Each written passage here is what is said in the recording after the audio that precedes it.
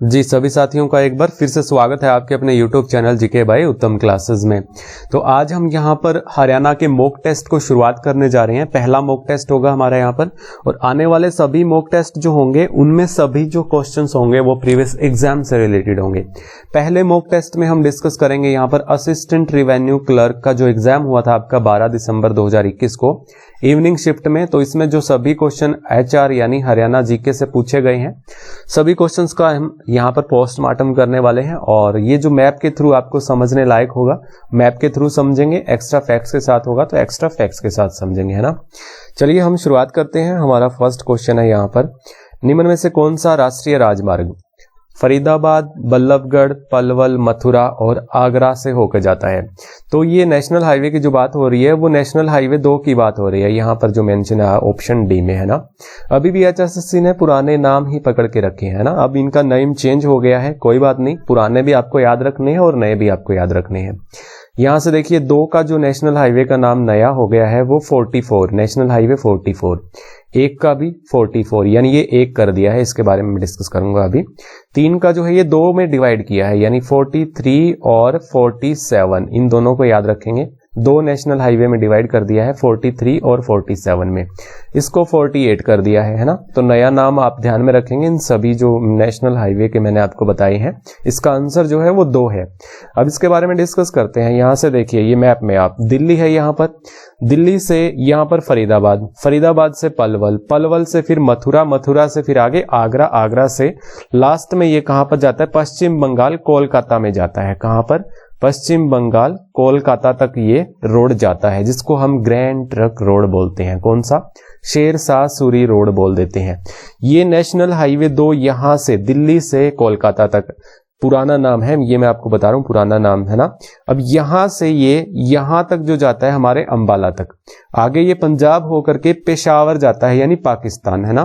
पेशावर, ये याद रखना, पाकिस्तान पेशावर में जाता है, ये कोलकाता से पेशावर तक, इतना आपको ये ध्यान रखना है। ये पुराना नाम जो यहां से यहां कोलकाता तक था 2 था, और यहां से जो यहां तक जाता है ये यानी पेशावर तक, इसका 1 नाम था। अब ये 44 हो गया है मिला करके दोनों को, जैसा कि मैंने इसको बताया 1 और 2 को 42, है ना। तो ये आपको ध्यान में रखना है। यहां से अगर पूछा जाए ये 1 वाला भी, यानी यहां से दिल्ली से सोनीपत, पानीपत, करनाल, कुरुक्षेत्र, अंबाला, है ना, ये आपको ध्यान में रखना है यहां से। और यहां से इस क्वेश्चन में तो पूछा ही गया है ना। इसके अलावा जो 4 नेशनल हाईवे है उसके बारे में भी डिस्कस करते हैं। दिल्ली से गुरुग्राम, गुरुग्राम से रेवाड़ी, और रेवाड़ी से फिर राजस्थान जयपुर यहाँ पर चला जाता है, जिसको हम जयपुर हाईवे भी बोलते हैं। अब इसका नया नेम कौन सा हो गया है? 48 हो गया है ना। कौन सा? 48। इसके बारे में डिस्कस हो गया है। 3 नंबर जो है ये हमारे यहाँ से गुजरता ही नहीं है, हरियाणा से, है ना। 1 मैंने आपको बता दिया, 2 मैंने बता दिया और 4 मैंने आपको बता दिया। ये आपको यहाँ से इतना याद रखना है। अब थोड़ा सा और यहाँ पर डिस्कस करते हैं शेरशाह सूरी रोड के बारे में। इसने जो इसका निर्माण करवाया था, एक्चुअल में इसका निर्माण नहीं करवाया था, इसको पक्का करवाने का काम करवाया था 16वीं शताब्दी में शेरशाह सूरी ने, है ना। पक्का करवाया था, सदियों से ये रोड है पहले से ही, यानी रोड नहीं कहेंगे, रास्ता कह देंगे, है ना। रोड तो इन्होंने बनवा दिया था 16वीं शताब्दी में यहाँ पर। और इसकी लंबाई भी पूछी जाए तो लगभग ये कितनी है? 2500 किलोमीटर है। कितनी है? 2500। अगर इंडिया में पूछी जाए टोटल तो ये 1500 किलोमीटर है इंडिया में, है ना। तो ये सब आपको ध्यान में रखना है। और बाकी के जो आपके नेशनल हाईवेज बचते हैं उसको मैं एक अलग टॉपिक से आपको मैं करवा दूंगा, इसी तरह से मैप के थ्रू, है ना।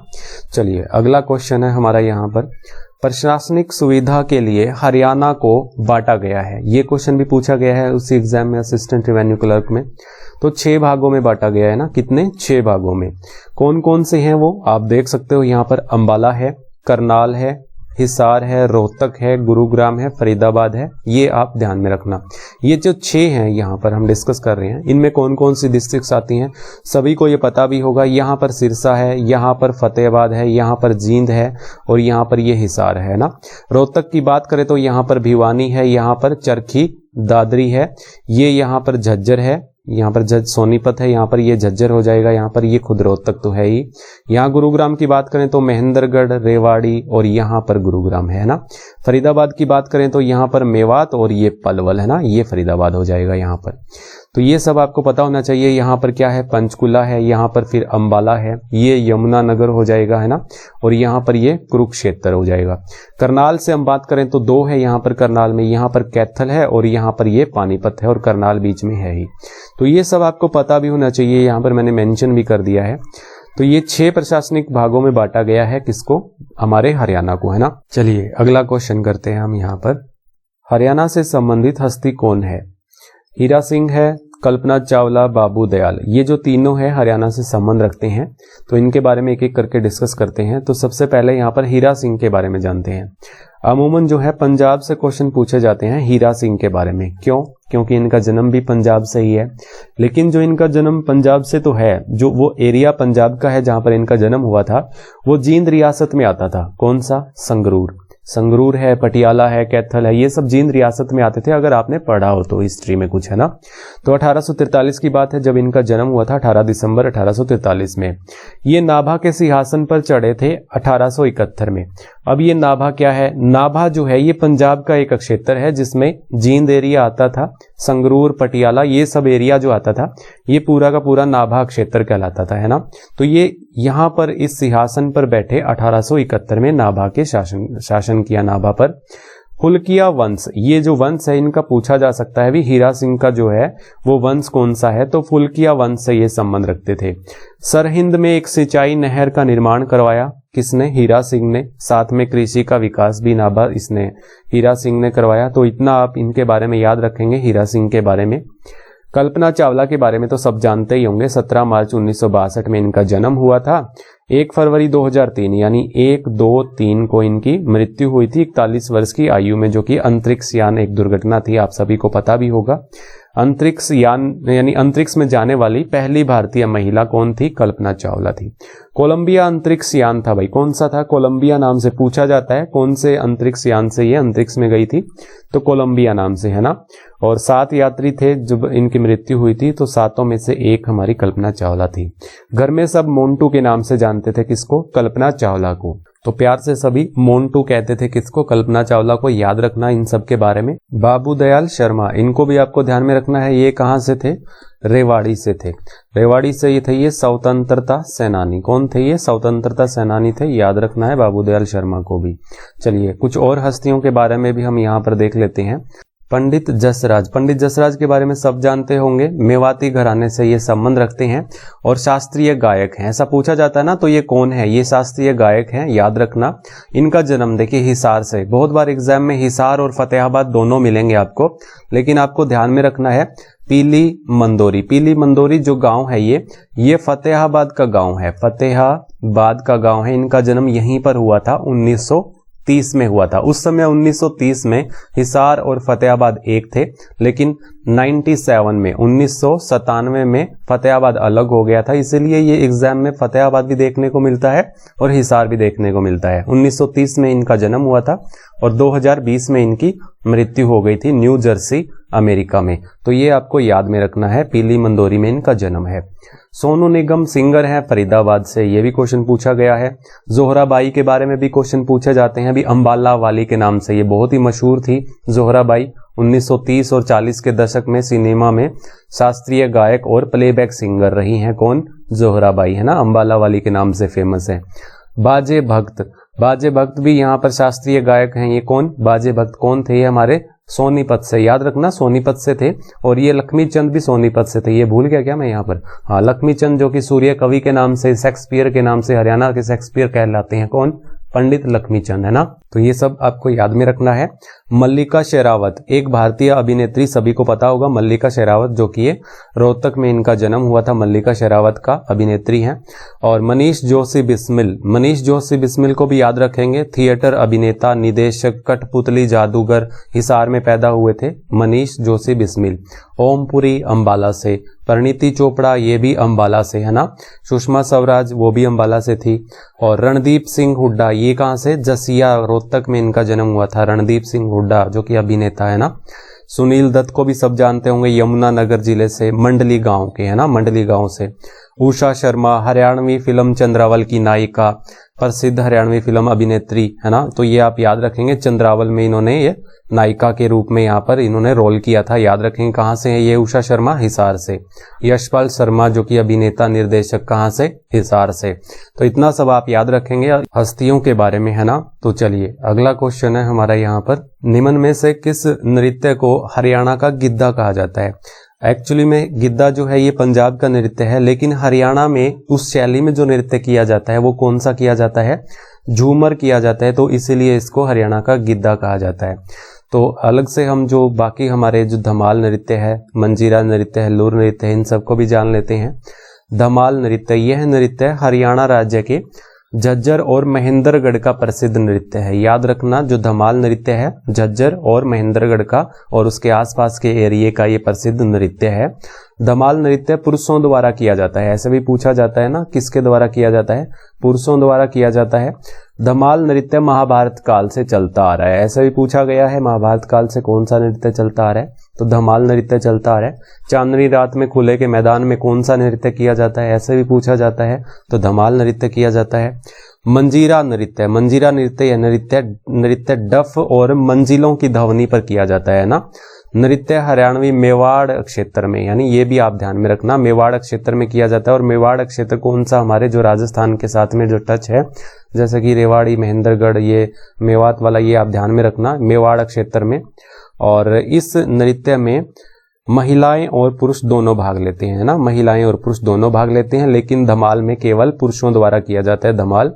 लूर नृत्य के बारे में बात करें तो लूर नृत्य हमारे हरियाणा के बांगर क्षेत्र में किया जाता है, जैसे हिसार है हमारा, यहाँ पर भिवानी है, और इस एरिया में आ जाता है हमारा फतेहाबाद, है ना। ये आप ध्यान में रखना, ये बांगर क्षेत्र में किया जाता है। इस नृत्य को होली से 2 सप्ताह पहले किया जाता है। इस नृत्य को होली से 2 सप्ताह पहले किया जाता है। ऐसा माना जाता है कि महिलाओं द्वारा किए जाने वाले इस नृत्य को पुरुषों को देखना मना है। कौन सा? लूर नृत्य जो है महिलाओं द्वारा किया जाता है, लेकिन पुरुषों द्वारा देखना मना है, ये आप ध्यान में रखना। और बाकी जो नृत्य हैं उनके बारे में भी हम यहाँ पर डिस्कस करेंगे। घोड़ा बाजार नृत्य, घोड़ा बाजार नृत्य के बारे में देख लेते हैं। यह नृत्य विवाह के अवसर पर किया जाता है, विवाह के अवसर पर घोड़ा बाजार नृत्य किया जाता है, और ये पुरुषों द्वारा किया जाता है। किस पर किया जाता है? जैसे गत्ते हो जाते हैं, रंगीन कागज हो जाते हैं, उनसे बनाए हुए जो घोड़े होते हैं, जो कठपुतलियां होती हैं घोड़ों की, उनके मुखौटों को पुरुष पहनते हैं और ये अभिनय करते हैं। तो किसके द्वारा? पुरुषों द्वारा घोड़ा बाजार नृत्य किया जाता है। आपने देखा भी होगा इस टाइप से कुछ, है ना। खोड़िया नृत्य, यह भी विवाह के अवसर पर किया जाता है। लड़के के विवाह के अवसर पर महिलाएं द्वारा बारात के प्रस्थान करने के बाद किया जाता है। कौन सा? खोड़िया नृत्य। नववधु के आगमन तक वर पक्ष की स्त्रियां द्वारा रात भर जाकर खोड़िया नृत्य किया जाता है, ये आपको ध्यान में रखना है। ये भी विवाह के अवसर पर, लड़के के विवाह के अवसर पर जब बारात चली जाती है तो पीछे से स्त्रियां जो है ये नृत्य करती हैं। तीज नृत्य, तीज नृत्य की बात करें तो यह नृत्य सावन के महीने में, जैसे कि तीज जो है सावन में ही आती है, स्त्रियों द्वारा रंग बिरंगे पारंपरिक परिधान पहनकर गायन के साथ नृत्य करती हैं। महिलाओं द्वारा विशेष रूप से झूला झूलकर लोकगीत गाए जाते हैं। फाग नृत्य, फाग नृत्य के बारे में देख लेते हैं। फाग नृत्य का आयोजन भी होली के 2 सप्ताह पहले किया जाता है, और लूर नृत्य का भी मैंने आपको पीछे बताया, ऐसे ही किया जाता है, जो कि नृत्य रात्रि में महिलाओं द्वारा, कहीं कहीं पर पुरुषों द्वारा भी किया जाता है। तो कुछ कुछ क्षेत्रों में पुरुषों द्वारा भी किया जाता है, लेकिन जो लूर नृत्य था वो पुरुषों द्वारा यानी महिलाओं को देखा नहीं जाता था। कुछ इस तरह के यहाँ पर रूल नियम थे, है ना, पीछे हमने पढ़ा। चलिए अगला है हमारा यहाँ पर छड़ी नृत्य। छड़ी नृत्य क्या है? भादो मास में, देखो भादो मास के 9वीं तिथि के दिन गूगा पीर की पूजा में गूगा पीर की स्तुति गाने वाले विशेष समुदाय के लोग डमरू बजाते हैं और ये नृत्य करते हैं ना, गली द्वार पर करते हैं। ये भी आपको ध्यान में रखना है। गली गली में घूम घूम कर एक जो मोर के पंख लगा करके रंगीन धागों पर कपड़ा लपेट करके एक छड़ी तैयार की जाती है, तो उस छड़ी को लेकर के वो घूमते हैं और ये नृत्य किया जाता है। ये आप ध्यान में रखना। सारंगी बजाते हैं, डफली बजाते हैं, तो वो नृत्य किया जाता है कहाँ पर? भादो मास में। ये भी आप याद रखना 9वीं तिथि पर, है ना। और ये छड़ी नृत्य गूंगा नृत्य, गुरु, गुग्गा, रहीम, पीर, बागड़ वाले नृत्य के नाम से जाना जाता है। तो ये सब नृत्य है, इन नाम से भी जाने जाते हैं, ये आपको ध्यान में रखना है। डमरू नृत्य, ये डमरू नृत्य भी किया जाता है शिवरात्रि के शुभ अवसर पर पुरुषों द्वारा किया जाता है ये डमरू नृत्य, है ना, ध्यान में रखेंगे, ये बहुत ही प्रसिद्ध है हमारे हरियाणा में। छठी नृत्य, छठी नृत्य के बारे में सभी को पता होगा, बच्चे के छठवें दिन यानी बच्चे के जन्म के छठवें दिन किया जाता है। इस नृत्य समारोह में उबले हुए गेहूं और चने बांटने की परंपरा है ना। चलिए, ये थे हमारे नृत्य। अगला क्वेश्चन है, निम्नलिखित में से हरियाणा का राज्य पक्षी कौन सा है? राज्य पक्षी की बात हो रही है तो काला तितर, है ना, काला तितर राज्य पक्षी है।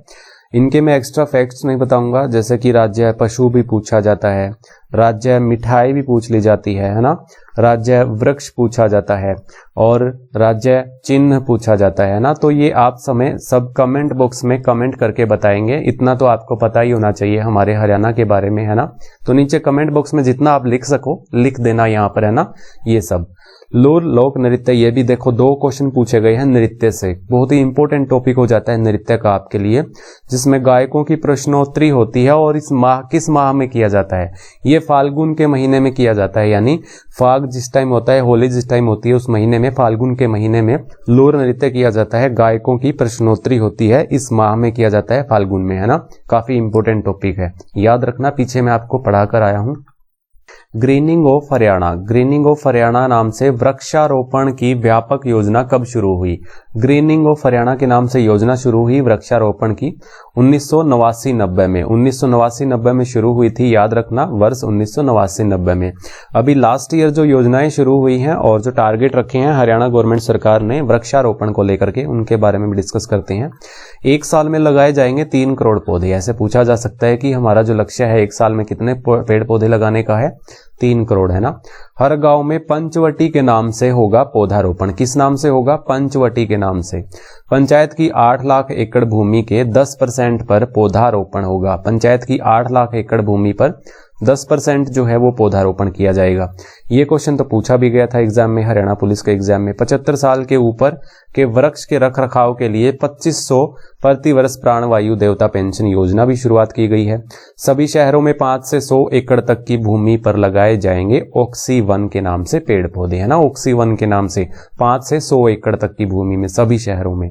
एग्रो फॉरेस्ट्री करने के वाले किसान को 3 वर्ष तक दी जाएगी 10,000 प्रोत्साहन राशि, है ना, ये भी आपको ध्यान में रखना है। तो ये जो एक्स्ट्रा फैक्ट्स बताए हैं बहुत ही इंपॉर्टेंट है, सबके सब आपको याद रखना है। तो ग्रीनिंग ऑफ हरियाणा के नाम से जो ये योजना शुरू हुई थी 1989-90 में हुई थी, है ना। 8वां क्वेश्चन है हमारा, हरियाणा साहित्य रत्न पुरस्कार। हरियाणा साहित्य रत्न पुरस्कार में कितनी राशि दी जाती है? 2.5 लाख रुपए। कितनी दी जाती है? 2.5 लाख रुपए दी जाती है। साहित्य अकेडमी द्वारा ये पुरस्कार दिए जाते हैं, जो कि इसकी स्थापना जो हुई थी वो 9 जुलाई 1970 को हुई थी। ये आपको ध्यान में रखना है, साहित्य को बढ़ावा देने के लिए ये अकेडमी बनाई गई है, हरियाणा साहित्य अकादमी, है ना। तो हरिगंधा जो है इसकी मासिक पत्रिका है, ये भी आपको ध्यान में रखना है। विभिन्न प्रकार के पुरस्कार प्रदान करती है, इसका विवरण नीचे दिया गया है, इनके बारे में देख लेते हैं। जो कि सूरदास सम्मान है, सूरदास सम्मान महाकवि सूरदास के नाम से दिया जाता है। सूरदास का जन्म कहाँ हुआ था? सीही फतेहाबाद में हुआ था ना, ये आपको ध्यान में रखना है। किसके समकालीन थे? तो अकबर के ये समकालीन थे, इनके नाम पर ये सूरदास सम्मान दिया जाता है। पहले इस पुरस्कार का नाम सूर पुरस्कार के नाम से था, बाद में 22 मई 2006 को इसका नाम बदलकर सूरदास रखा गया है। क्या? सूरदास रखा गया है। और ये पुरस्कार हिंदी और साहित्य क्षेत्र में दिया जाता है, ये भी आपको याद रखना है। कौन सा? सूरदास सम्मान, है ना। इसमें इनामी राशि 1.5 लाख रुपए दी जाती है। कितनी? 1.5 लाख रुपए। हरियाणा साहित्य रत्न पुरस्कार की बात करते हैं, जो कि इस क्वेश्चन में पूछा गया था। 2.5 लाख रुपए इनामी राशि दी जाती है। केवल साहित्य से ही जुड़े लोगों को ये साहित्य सम्मान दिया जाता है, ये आपको ध्यान में रखना है। और इस पुरस्कार के साथ सरस्वती की प्रतिमा भी दी जाती है। किसके साथ? जो ये पुरस्कार मैंने पूछा था आपसे ये। और संस्कृत गौरव सम्मान, इसके बारे में बात करते हैं। यह पुरस्कार हरियाणा की संस्कृति को बढ़ावा देने के लिए, हरियाणा की संस्कृति को बढ़ावा देने के लिए इसमें 2 लाख रुपए इनामी राशि दी जाती है संस्कृत गौरव सम्मान में। हाली पुरस्कार जो कि उर्दू से जुड़ा हुआ है, उर्दू शायर अल्ताफ हुसैन हाली के नाम से दिया जाता है। पानीपत में इनका जन्म हुआ था और यह राष्ट्रीय सत्र का पुरस्कार है। इनामी राशि 2 लाख रुपए यानी 2,51,000 रुपए दी जाती है। और भी काफी सारे सम्मान हैं, लेकिन यहाँ पर इतना ही डिस्कस करूंगा। अलग से चैप्टर में बनाऊंगा तो इसकी वीडियो बनाऊंगा, अलग से डिस्कस करूंगा मैं इनके बारे में। 9वां प्रश्न है, हरियाणा में अपनी यूनियनिस्ट पार्टी को लोकप्रिय बनाने हेतु चौधरी छोटू राम ने जोरदार अभियान आरंभ किया। हरियाणा राज्य में इस पार्टी का नाम था, हरियाणा राज्य में इस पार्टी का नाम, यूनियनिस्ट पार्टी का दूसरा नाम पूछा है कि हरियाणा में किस नाम से पुकारी जाती थी? जमींदारा लीग के नाम से 1923 में इसकी स्थापना की थी, जमींदारा लीग की। हाँ, चौधरी छोटू राम से जो क्वेश्चन पूछे गए हैं वो 2 क्वेश्चन पूछे गए हैं इस एग्जाम में। कितने? 2। एक ये पूछा था कि जाट गजट जो है वो कब प्रकाशित हुआ था? 1916 में। कब हुआ था? 1916 में। एक ये क्वेश्चन पूछा गया था और एक यहाँ पर मैंने दिखाया है आपको। तो चौधरी छोटू राम के बारे में पढ़ते हैं। तो उनका जन्म जो हुआ था 24 नवंबर 1981 में हुआ था, है ना। पूछा गया है एक बार एग्जाम में कि इनका जन्म कब हुआ था? 24 नवंबर 1981 में। कहां पर हुआ था ये भी पूछा गया है, रोहतक के गढ़ी सांपला में। और इनका वास्तविक नाम भी पूछा गया है, नाम था राम रिचपाल, इनका वास्तविक नाम था। सबसे छोटे थे अपने भाइयों में से, इसलिए इन्हें छोटू राम कहा जाता था। आगरा से इन्होंने वकालत की थी, यानी वकालत की शिक्षा प्राप्त की थी। प्रथम विश्व युद्ध के समय में चौधरी छोटू राम ने रोहतक से 22,144 जाट सैनिक भर्ती करवाए थे, जो कि पूरे सैनिकों में से इनका ये आधा था। 22,144 आधी संख्या से थी, रोहतक से ही। आप याद रखना, चौधरी छोटू राम ने 22,144 जाट सैनिक भर्ती करवाए थे प्रथम विश्व युद्ध में। 1913 में जाट आर्य वैदिक संस्कृत स्कूल की रोहतक में स्थापना की। कौन सी? जाट आर्य वैदिक संस्कृत स्कूल की 1913 में स्थापना की। 1916 में जाट गजट की मैंने आपको बताया। 1923 में फजली हुसैन जैसे मुस्लिम नेताओं के साथ मिलकर के जमींदारा लीग यानी यूनियनिस्ट पार्टी का गठन किया 1923 में, जो कि इस क्वेश्चन में पूछा भी गया था, है ना। तो मुस्लिम, हिंदू और सिख कृषकों को एक सांप्रदायिक गठजोड़ था इनका ये इस यूनियनिस्ट पार्टी में। छोटू राम को राव बहादुर की उपाधि 1937 में नाइटहुड के साथ प्रशंसा मिली। सर छोटू राम के नाम से इन्हें जाना जाता था, है ना। तो कितने नाम थे इनके? दीन बंधु भी, है ना। तो रोहतक जिले में इनके निवास को नील कोठी प्रेम निवास, इनके निवास को नील कोठी और प्रेम निवास के रूप में जाना जाता था। 9 जनवरी 1945 में इनका निधन हो गया था, है ना।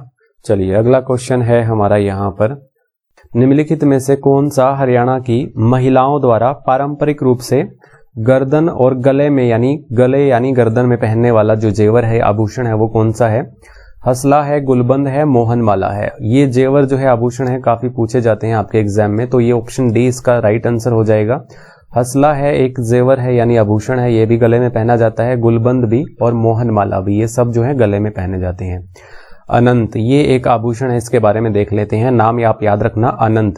बाजू के ऊपर वाले भाग में पहना जाता है, जो कि स्त्रियों का एक आभूषण है। कौन सा? अनंत।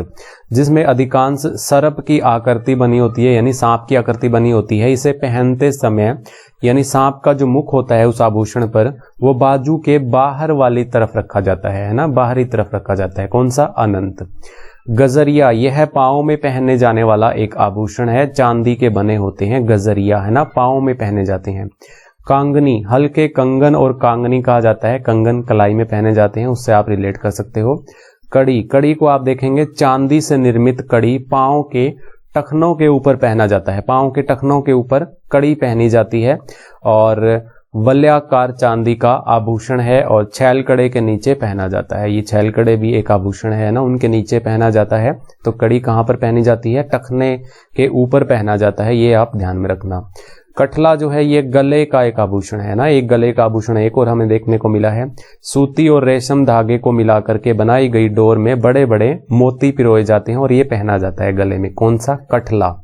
कर्णफूल जो है स्त्रियों द्वारा पहना जाने वाला कान में यानी कान में ये गहना है, गाना नहीं गहना है, जिसे कान के निचले हिस्से में पहना जाता है, कर्णफूल। कोका, कोका आप नाक में पहनते हो ना, सोना चांदी जड़ाऊ हीरे से बना हुआ होता है, एक दाने के आकार का, जिसमें ये आभूषण होता है और महिलाओं द्वारा नाक के बाईं तरफ पहना जाता है ना। आजकल तो पुरुष भी पहनते हैं, तो आप देखते होंगे कोका, है ना। तो ये सब जो है आप ध्यान में रखना। इसके अलावा और भी काफी सारे आभूषण बचते हैं, तो उनको एक अलग टॉपिक से पढ़ाया जाएगा आपको, है ना। चलिए अगला क्वेश्चन है हमारा यहाँ पर, 17वें एशियाई खेलों में हरियाणा के किस खिलाड़ी ने कुश्ती में स्वर्ण पदक जीता? कुश्ती में स्वर्ण। अब देखिए 17वें एशियाई खेलों से पूछ लिया, जो कि 18वां भी हो चुका है। कब हुआ था? 2018 में हुआ था, जकार्ता इंडोनेशिया में हुआ था। अब 2014 में जो हुआ था 17वीं एशियाई खेल जो हुए थे, कुश्ती में स्वर्ण पदक जीता था। किसने जीता था? सुनील कुमार ने। किसने जीता था? सुनील कुमार ने जीता था, आप ये याद रखना। 2014 में 17वीं एशियाई खेल साउथ कोरिया में हुए थे। गोल्ड कितने जीते थे? 11 जीते थे। टोटल 57 पदक जीते थे हमारे भारत ने, और गोल्ड जीते थे 11। 2018 में इंडोनेशिया जकार्ता में हुए थे, जो कि गोल्ड 15 जीते थे और कुल 69 पदक जीते थे। अब 2022 में जो होंगे एशियाई खेल वो इवांगजू में होंगे, चीन में। इवांगजू चीन में होंगे, ध्यान में रखना आप। एशिया की सबसे बड़ी पेपर मिल बिल्ट हरियाणा में कहाँ स्थित है? ये यमुनानगर में है। कहाँ पर है? पेपर मिल बिल्ट के बारे में पूछा है तो ये यमुनानगर में है। एशिया की सबसे बड़ी है ना। एशिया का सबसे बड़ा जो पशु फार्म है वो हिसार में है। कहाँ है? हिसार में है। एशिया का सबसे बड़ा पशुधन फार्म जो है हिसार में। एशिया की सबसे बड़ी जो ऑटो मार्केट है वो भी हिसार में है ना। एशिया से रिलेटेड जो सबसे बड़े हैं क्वेश्चन हमारे 3 यहाँ पर बन जाते हैं। पेपर मिल के बारे में पूछा जाए तो ये हमारी यमुनानगर में, ऑटो मार्केट के बारे में पूछा जाए हिसार में, और पशुधन फार्म के बारे में पूछा जाए हिसार में है, ये भी है ना। तो एशिया में सबसे बड़ी है ये। चलिए अगला क्वेश्चन है हमारा यहाँ पर। 1688 में बंघाणी के युद्ध के बाद गुरु गोविंद सिंह पोंटा साहिब से आनंदपुर जाते समय कहाँ ठहरे थे? तो ये ठहरे थे ऑप्शन डी, गुरुद्वारा नाड़ा साहिब में ठहरे थे गुरु गोविंद सिंह पोंटा साहिब, जो कि ये हिमाचल प्रदेश में है ना। तो ये युद्ध भी हिमाचल प्रदेश में हुआ था बंघाणी का 1688 में। आनंदपुर जाते समय ये गुरुद्वारा नाड़ा साहिब में ठहरे थे, याद रखना। बाकी जो गुरुद्वारे हैं उनके बारे में चर्चा करते हैं। गुरुद्वारा मांझी साहिब जो है और सूरज कुंड जो गुरुद्वारा है ये अंबाला में है। गुरुद्वारा मांझी साहिब, गुरुद्वारा नाड़ा साहिब गुरुद्वारा ये कहाँ पर है? पंचकुला में है, जो कि इसमें ऑप्शन डी में था। ये पंचकुला ठहरे थे नाड़ा साहिब गुरुद्वारा में। गुरुद्वारा छठी पातशाही, नौवीं पातशाही राजघाट गुरुद्वारा कुरुक्षेत्र में है। गुरुद्वारा गुरु नानक जी गुरुद्वारा गुरु नीम साहिब गुरुद्वारा मंजी साहिब ये कैथल में है। धमतान साहिब गुरुद्वारा जींद में है। गुरुद्वारा श्री गुरु सिंह सभा ये हिसार में है। गुरुद्वारा बंगला साहिब गुरुद्वारा लाखन माजरा ये रोहतक में है। गुरु दशमेश गुरुद्वारा गुरु सिंह सभा ये नारनौल में है, यानी महेंद्रगढ़ में है। गुरुद्वारा सिंह सभा गुरुग्राम में भी है, और गुरुद्वारा सिंह सभा हमने पढ़ा था हिसार में भी, और यहाँ पर भी हमने पढ़ लिया ये महेंद्रगढ़ में भी है ना। तो ये आप ध्यान में रखना। गुरुद्वारा गुरु सिंह सभा सोनीपत में भी है, और यहाँ पर जो 3 चीजें हमने यहाँ पर पढ़ी ना, मंजी साहिब गुरुद्वारा, ये अंबाला रोहतक कैथल ये सब इसमें है ना। ये भी आपको ध्यान में रखना है। हाँ, गुरुद्वारे से रिलेटेड मैंने एक वीडियो बनाई हुई है, वो जरूर देखिएगा। वहां पर मैंने अच्छे से मैप के थ्रू समझाया भी हुआ है, डिस्क्रिप्शन में लिंक भी मिल जाएगा उसका। गुरुद्वारा मंजी साहिब यहाँ आ गया ना, करनाल में है। गुरुद्वारा कपाल मोचन यमुनानगर में है ना। तो ये सब आप गुरुद्वारा के बारे में याद रखेंगे। यहाँ से मैं अच्छे से नहीं बता रहा हूँ, जो कि आपका ये रिवाइज करवा रहा हूं मैं। एक बार मैं पीछे पढ़ा चुका हूं आपको ये है ना। तो यहाँ पर इस क्वेश्चन का आंसर गुरुद्वारा नाड़ा साहिब होगा। हरियाणा राज्य से राज्यसभा के सदस्यों के लिए कितने सीट आवंटित की है? तो 5 सीट हैं हमारी राज्यसभा की, लोकसभा की 10 सीट हैं, और जो विधानसभा की है हमारी 90 सीट हैं। ये सब आपको पता होना चाहिए। कौन कौन से हैं? सुभाष चंद्रा है, डीपी वत्स है, दीपेंद्र सिंह हुड्डा है, दुष्यंत गौतम है, रामचंद्र जांगड़ा है। ये एमपी है हमारे हरियाणा से, आप ये याद रखेंगे। 5 एमपी है ना, राज्यसभा की सीटें हैं ये हमारे यहाँ पर। हरियाणा पर्यावरण संरक्षण और शोध समिति का गठन कहाँ हुआ था? हरियाणा पर्यावरण संरक्षण और शोध समिति का गठन हुआ था कहाँ पर? चरखी दादरी में। ये क्वेश्चन भी पूछा गया था। समिति का नेतृत्व राम शरवण सिंह ने किया था 1992 में। ये आपको याद रखना है। चलिए अगला क्वेश्चन है। फारसी भाषा में हिसार का अर्थ है किला हिसार, है ना। किला हिसार, इसको फारसी भाषा में हिसार का अर्थ क्या है? किला हिसार। शहर की स्थापना निम्नलिखित में से किस मुस्लिम शासक ने करवाई थी? हिसार का जो निर्माण करवाया था वो किसने करवाया था? फिरोज शाह तुगलक ने करवाया था। बहुत बार ये एग्जाम में पूछा गया है, और फिरोज शाह तुगलक के बारे में काफी सारे क्वेश्चन पूछे भी जाते हैं। इससे रिलेटेड मैं एक सेपरेट वीडियो बना दूंगा, 10 मिनट में फिनिश कर दूंगा मैं इसको, फिरोज शाह तुगलक को, और साथ में हर्षवर्धन को भी, यानी 20 मिनट का एक सेपरेट वीडियो मैं आपको अवेलेबल करवा दूंगा हर्षवर्धन और फिरोज शाह तुगलक से रिलेटेड, है ना। हर्षवर्धन ने भारत में राजधानी कहाँ बनवाई? यानी ये राजधानी बनवाई थी स्थानेश्वर में। कहाँ पर? स्थानेश्वर में। तो ये पहले स्थानेश्वर से जाना जाता था, कौन सा, थानेश्वर, है ना, थानेसर। ये अब थानेसर से जाना जाता है, पहले स्थानेश्वर से। तो इसका ऑप्शन ई सही होगा, स्थानेश्वर में इसने अपनी राजधानी बनवाई थी। इसका सेपरेट वीडियो आपको मिल जाएगा इन दोनों से रिलेटेड। चलिए अगला क्वेश्चन है, टेक्सटाइल और कारपेट के लिए हरियाणा का कौन सा शहर प्रसिद्ध है। कारपेट के लिए देखिए, टेक्सटाइल और कारपेट, जिसे हैंडलूमों का शहर बोला जाता है पानीपत का, बुनकरों की नगरी बोला जाता है पानीपत को, है ना। ये भी पानीपत से रिलेटेड है। अनोमिया प्लांट कहाँ पर स्थापित किया गया है, तो ये कहाँ पर, पानीपत में। ये भी याद रखना, पानीपत की वीडियो मैंने अलग से बनाई हुई है, अगर नहीं देखी है तो नीचे डिस्क्रिप्शन में लिंक मिल जाएगा, वहां से देख लीजिएगा, या फिर चैनल के पेज में आसानी से जाकर के आप वहां से भी देख सकते हो। तो अमोनिया प्लांट पानीपत में, टेक्सटाइल और कारपेट के लिए हरियाणा में कौन सा शहर प्रसिद्ध है, पानीपत है ना। तो ये थे हमारे 19 प्रश्न और इनसे रिलेटेड मैंने एक्स्ट्रा फैक्ट्स भी बताए आपको। पसंद आई तो वीडियो लाइक जरूर कीजिएगा। ऐसे ही आगे आपके मॉक टेस्ट चलते रहेंगे, कमेंट करके जरूर बताइएगा आपको कैसी लगी वीडियो, और लाइक करके, है ना। अब मिलते हैं नेक्स्ट वीडियो में, तब तक के लिए जय हिंद, जय भारत।